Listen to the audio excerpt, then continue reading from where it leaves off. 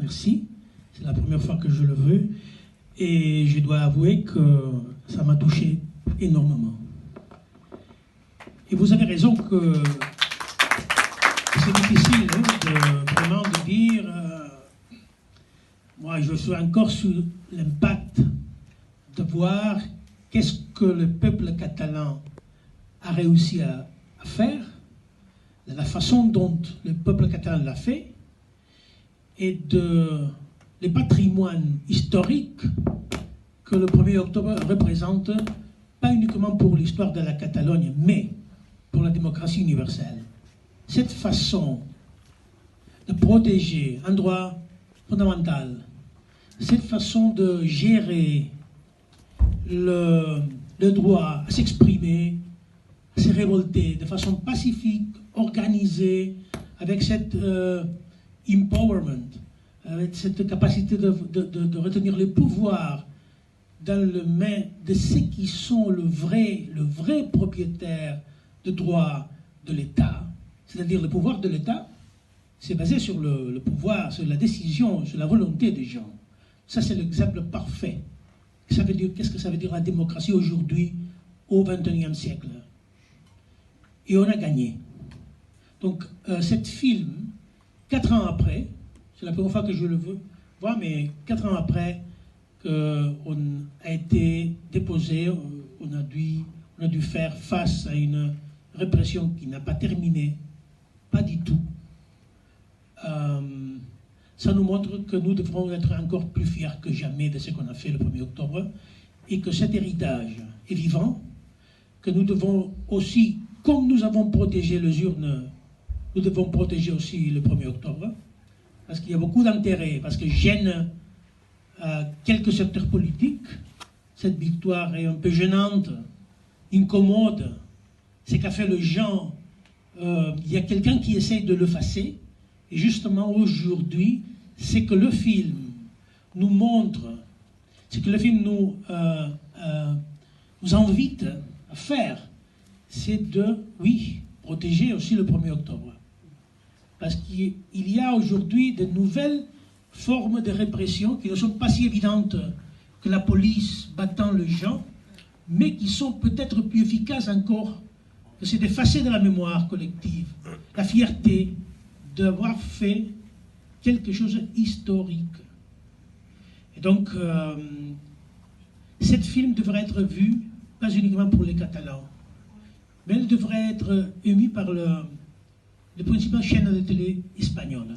Parce que cette réalité a été cachée, est encore cachée à la majorité de citoyens espagnols qui ne connaissent pas du tout la profondeur de qu'est-ce qu'on a fait le 1er octobre. Et bien sûr, les Européens. Ça, c'est une histoire de la démocratie européenne. Ce n'est pas l'histoire des Catalans. Ça, c'est l'histoire. Ici, on a écrit, et vous avez mis votre caméra avec la chassesse québécoise de faire de films, de commentaires, parce qu'on a parlé de ça avant, tout à l'heure, de la capacité, le talent de Québécois de regarder et d'exprimer le monde. Donc, ça c'est vraiment l'œil qui raconte un morceau pas négligeable de l'histoire de l'Europe, l'histoire contemporaine.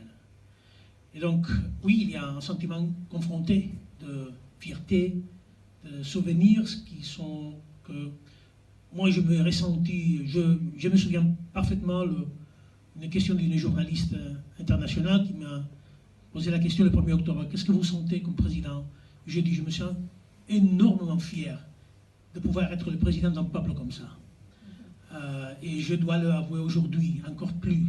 Mais alors il y a aussi l'autre côté, ces sentiments confrontés de peine, de tristesse, de voir comme l'État espagnol a échoué, de se monter sur le train de la modernité, de la démocratie, et comment de voir des images qui nous touchent particulièrement très proches. J'ai vu l'école de mes filles, qui a été l'une des écoles les plus agressées par la police, parce que, oui, parce que c'était l'école de mes filles. Il y a des gens que je connais qui encore aujourd'hui, ils ont des conséquences physiques. Ils ne sont pas récupérés du tout. ce que la police a fait. Donc, vraiment, oui, il y a la fierté, mais il y a aussi le besoin de se revendiquer, de continuer à se battre, parce qu'aujourd'hui, on connaît encore mieux qu'il y a 4 ans le visage de la répression espagnole. Vous avez eu la prudence de ne pas montrer le visage. Le plus connu de ça, c'est le roi. Le discours du 3 octobre est un discours que va être inscrit à l'histoire le discours de la haine. Comment un roi a abdiqué en direct de représenter tous les citoyens et qui a lancé ces cris de guerre qu'encore aujourd'hui inspire la persécution des médias, des polices, de la cour, des politiciens. A por ellos. Go for them. Donc, ces films nous montrent le chemin de... C'est vraiment...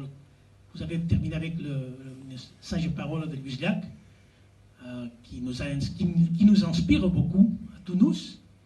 Dit, la seule façon de pouvoir empêcher ça, c'est de faire un coup d'État. Et vraiment, l'État espagnol a fait un coup d'État, mais nous continuons à faire un coup démocratique. Et la résistance démocratique, parce que l'histoire est là,